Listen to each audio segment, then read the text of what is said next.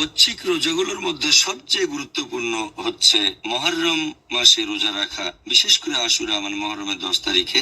আমাদের প্রিয় নবী মুহাম্মদ সাল্লাল্লাহু আলাইহি ওয়াসাল্লাম বলেছেন সহিহ মুসলিমে খণ্ড নম্বর 2 হাদিস নম্বর 2612, এক লোক নবীকে প্রশ্ন করলো কোনটা সবচেয়ে গুরুত্বপূর্ণ রোজা বাধ্যতামূলক রোজার পরে, রমজান মাসের ফরজ রোজার পরে? নবী বললেন সবচেয়ে গুরুত্বপূর্ণ রোজা রমজান মাসের রোজার পরে হচ্ছে মুহররম মাসে রোজা রাখা, মুহররম মাসে রোজা পালন সবচেয়ে গুরুত্বপূর্ণ। আমাদের প্রিয় নবী মুহাম্মদ সাল্লাল্লাহু আলাইহি ওয়াসাল্লাম আরো বলেছেন যে আশুরার দিনে রোজা পালন করবে তার অতীত বছরগুলোর সব গুনাহ ক্ষমা করা হবে, তার অতীতের সব পাপ ক্ষমা করা হবে। আরেকটা হাদিস ইবনে আব্বাস রাদিয়াল্লাহু আনহু বলেছেন যে নবী মুহাম্মদ সাল্লাল্লাহু আলাইহি ওয়াসাল্লাম যখন মদিনায় গেলেন তখন ইহুদিদের প্রশ্ন করলেন, সে সময় ইহুদিরা রোজা থাকতো মুহররমের 10 তারিখে, যে তোমরা মুহররমের 10 তারিখে রোজা রাখো কেন? তারা উত্তর দিল যে এই দিন বনী ইসরাইল শত্রুর কাছ থেকে মুক্তি পেয়েছিল, আল্লাহ সুবহানাহু ওয়া তাআলা এই দিন তাদের মুক্ত করেছিলেন, আর আমাদের নবী মুসা আলাইহিস সালাম এই দিনে রোজা রাখতেন। নবী মুহাম্মদ সাল্লাল্লাহু আলাইহি ওয়াসাল্লাম তখন বললেন, নবী মুসা আলাইহিস সালামের উপর তোমাদের চেয়ে আমাদের অধিকার বেশি। নবী মুসলিমদের তখন নির্দেশ দিলেন যে